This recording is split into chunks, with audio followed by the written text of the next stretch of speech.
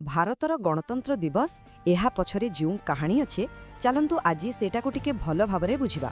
ଦେଖନ୍ତୁ, ଏଟା ଖାଲି ଗୋଟେ ଛୁଟି ଦିନ ନୁହେଁ, ଏହା ତ ଏକ ନୂଆ ଯୁଗର ଆରମ୍ଭ ଥିଲା।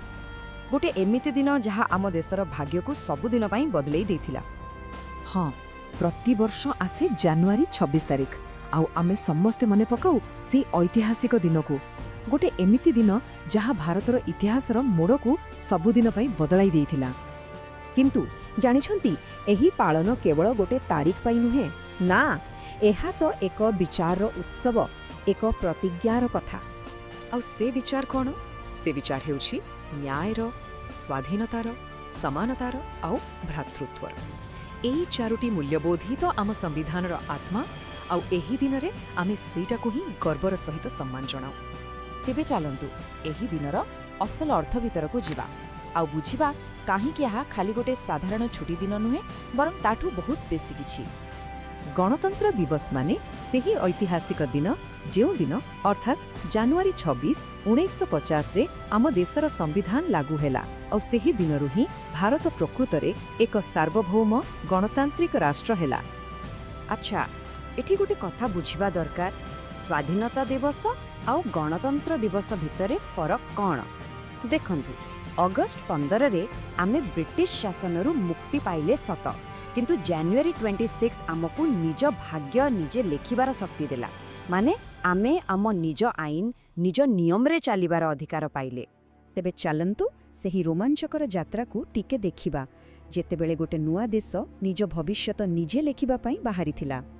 କଥା କ'ଣ କି, 1947ରେ ଆମେ ସ୍ୱାଧୀନ ତ ହେଇଗଲେ, କିନ୍ତୁ ଦେଶ ଚାଲୁଥିଲା ସେହି ବ୍ରିଟିଶମାନଙ୍କ ଦ୍ୱାରା ତିଆରି 1935ର ଆଇନରେ। ତେଣୁ ପ୍ରକୃତ ସ୍ୱାଧୀନତା ପାଇଁ ନିଜର ଗୋଟେ ସମ୍ବିଧାନର ଆବଶ୍ୟକତା ବହୁତ ଥିଲା। ଆଉ ଏ ଯାତ୍ରା କିଛି ସହଜ ନଥିଲା, ବହୁତ ପରିଶ୍ରମ ଲାଗିଥିଲା। ଅଗଷ୍ଟ 1947ରେ ଡ୍ରାଫ୍ଟିଂ କମିଟି ଗଠନ ହେଲା, ତାପରେ ନଭେମ୍ବର 1948ରେ ଫାଇନାଲ ଡ୍ରାଫ୍ଟ ଆସିଲା। ନଭେମ୍ବର 1949ରେ ଏହାକୁ ଗ୍ରହଣ କରାଗଲା, ଆଉ ଶେଷରେ ଜାନୁଆରୀ 1950ରେ ଏହାକୁ ଲାଗୁ କରାଗଲା। ପ୍ରତ୍ୟେକ ପାଦ ଥିଲା ଗୋଟେ ଗୋଟେ ଇତିହାସ। ଆଉ ଏହି ବିଶାଳ କାମର ନେତୃତ୍ୱ କିଏ ନେଇଥିଲେ ଜାଣନ୍ତି? ସେ ଥିଲେ ଡକ୍ଟର B.R. ଆମ୍ବେଦକର। ସିଏ ହିଁ ଥିଲେ ଡ୍ରାଫ୍ଟିଂ କମିଟିର ଅଧ୍ୟକ୍ଷ। ତାଙ୍କର ଯୋଗଦାନ ପାଇଁ ତ ତାଙ୍କୁ ଭାରତୀୟ ସମ୍ବିଧାନର ମୁଖ୍ୟ ସ୍ଥପତି ବୋଲି କୁହାଯାଏ। ହେଲେ ଗୋଟେ ପ୍ରଶ୍ନ ଆସେ, ଏତେ ସବୁ ତାରିଖ ଥିଲା, ତେବେ ସମ୍ବିଧାନ ଲାଗୁ କରିବା ପାଇଁ ଜାନୁଆରୀ 26କୁ ହିଁ କାହିଁକି ବଛାଗଲା? ଏହା ପଛରେ ବି ଗୋଟେ ବହୁତ ବଡ଼ ଐତିହାସିକ କାରଣ ଅଛି। ହଁ, କ'ଣ ଥିଲା ଏହି ତାରିଖର ଖାସିୟତ? ଏହାର କାରଣ ପାଇଁ ଆମକୁ ଟିକେ ଇତିହାସକୁ ଫେରିବାକୁ ପଡ଼ିବ। ପୂର୍ଣ୍ଣ ସ୍ୱରାଜ କଥା ମନେ ଅଛି? ଠିକ୍ 1930 ମସିହା ଜାନୁଆରୀ 26 ତାରିଖ, ସେହି ଦିନ ହିଁ ଭାରତୀୟ ଜାତୀୟ କଂଗ୍ରେସ ସମ୍ପୂର୍ଣ୍ଣ ସ୍ୱାଧୀନତାର ଡାକର ଦେଇଥିଲା। ତେଣୁ ସେହି ଐତିହାସିକ ଦିନକୁ ସବୁଦିନ ପାଇଁ ମନେ ରଖିବାକୁ ଏହି ତାରିଖକୁ ହିଁ ବଛାଯାଇଥିଲା। ଆଖି ବନ୍ଦ କରି ଟିକେ ଭାବନ୍ତୁ ତ, ସେହି ଦିନର ସକାଳ କେମିତି ଥିବ, ଯେତେବେଳେ ଭାରତ ଗୋଟେ ନୂଆ ପରିଚୟ, ଗୋଟେ ନୂଆ ଆଶା ନେଇ ଆଖି ଖୋଲୁଥିଲା। ଆଉ ସେହି ନୂଆ ଯୁଗର ଆରମ୍ଭର ସଂକେତ ଥିଲା 21 ତୋପ ସଲାମିର ସେହି ଗମ୍ଭୀର ଧ୍ୱନି।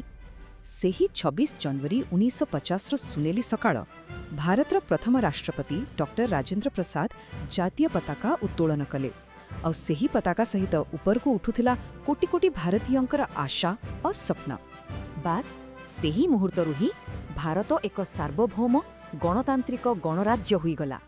ଏହାର ଅର୍ଥ ହେଲା ଶାସନର ଶକ୍ତି ଆଉ କୌଣସି ରାଜା ବା ବିଦେଶୀ ଶକ୍ତି ହାତରେ ନୁହେଁ, ବରଂ ସିଧାସଳଖ ଦେଶର ଲୋକମାନଙ୍କ ହାତକୁ ଆସିଗଲା। ସେ ଇତିହାସ ଆଜି ବି ଆମ ସହିତ ଅଛି। ତେବେ ଚାଲନ୍ତୁ ଦେଖିବା ଆଜିର ଦିନରେ ଏହାର ପାଳନ କେମିତି ହେଉଛି ଆଉ ଦେଶର ଭବିଷ୍ୟତ ସହ ଏହା କେମିତି ଯୋଡ଼ି ହୋଇ ରହିଛି। ଆଜି ଯେତେବେଳେ ଆମେ ନୂଆଦିଲ୍ଲୀର କର୍ତ୍ତବ୍ୟ ପଥରେ ସେହି ଭବ୍ୟ ପରେଡ୍ ଦେଖୁ, ସେଟା ଖାଲି ଗୋଟେ ପ୍ରଦର୍ଶନୀ ନୁହେଁ। ସେଥିରେ ଦେଖିବାକୁ ମିଳେ ଆମ ଦେଶର ସାମରିକ ଶକ୍ତି, ଆମର ସମୃଦ୍ଧ ସଂସ୍କୃତିର ଝଲକ, ଆମର ବୈଷୟିକ ସଫଳତା, ଆଉ ସବୁଠୁ ବଡ଼ କଥା, ଆମ ଜାତୀୟ ଏକତାର ଗୌରବ। ଆଉ 2026 ଗଣତନ୍ତ୍ର ଦିବସ ପାଳନ ପାଇଁ ଦୁଇଟି ବହୁତ ଶକ୍ତିଶାଳୀ ଥିମ୍ ରହିଛି। ପ୍ରଥମଟି ହେଲା ସ୍ୱାବଲମ୍ବନ କା ମନ୍ତ୍ର, ବନ୍ଦେ ମାତରମ୍, ଅର୍ଥାତ୍ ଆତ୍ମନିର୍ଭରଶୀଳତାର ମନ୍ତ୍ର, ଆଉ ଦ୍ୱିତୀୟଟି ହେଲା ସମୃଦ୍ଧି କା ମନ୍ତ୍ର, ଆତ୍ମନିର୍ଭର ଭାରତ, ଯାହାର ଅର୍ଥ ସମୃଦ୍ଧି ପାଇଁ ଆତ୍ମନିର୍ଭର ଭାରତ। ଦେଖନ୍ତୁ, ଏ ଥିମ୍ସ ଗୁଡ଼ିକ ଖାଲି ସ୍ଲୋଗାନ ନୁହେଁ, ଏହା ଆତ୍ମନିର୍ଭରଶୀଳତା ଆଉ ନୂଆ ଚିନ୍ତାଧାରା ଆଡ଼କୁ ଭାରତର ଯାତ୍ରାକୁ ଦେଖାଉଛି। ଏହା ଆମ ଅତୀତର ଗୌରବକୁ 2047 ସୁଦ୍ଧା ଏକ ବିକଶିତ ଭାରତର ସ୍ୱପ୍ନ ସହିତ ଯୋଡ଼ୁଛି। ତେଣୁ ଗଣତନ୍ତ୍ର ଦିବସ ଖାଲି ପରେଡ୍ ଦେଖିବା କି ଉତ୍ସବ ମନେଇବାର ଦିନ ନୁହେଁ। ଏହା ଆମକୁ ଆମର ସବୁଠୁ ବଡ଼ ଦାୟିତ୍ୱ ମନେ ପକାଇଦିଏ। ଆଉ ସେ ଦାୟିତ୍ୱ ହେଉଛି ଆମ ସମ୍ବିଧାନର ମୂଲ୍ୟବୋଧକୁ ସବୁବେଳେ ସବୁ ପରିସ୍ଥିତିରେ ବଞ୍ଚେଇ ରଖିବା। କାରଣ ଶେଷ କଥା ହେଉଛି ଭାରତର ଅସଲ ଶକ୍ତି ତାର ସରକାର କିମ୍ବା ସେନାରେ ନାହିଁ, ବରଂ ଏହାର କୋଟି କୋଟି ଲୋକମାନଙ୍କ ମଧ୍ୟରେ ହିଁ ଅଛି। ଜୟ ହିନ୍ଦ।